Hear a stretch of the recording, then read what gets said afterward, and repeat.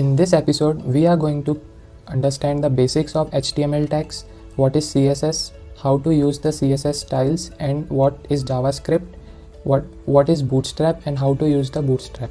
We will implement all the stuff related to HTML, CSS, and Bootstrap by creating this web page. So the first thing you need to do here is you need an editor.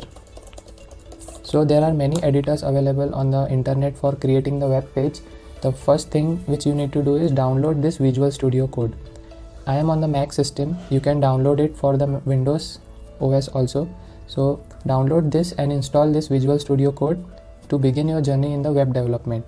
Okay, so this is the first task you need to do. Download this. Now to create this web page, open the Visual Studio Code which you have installed. Go to new window here.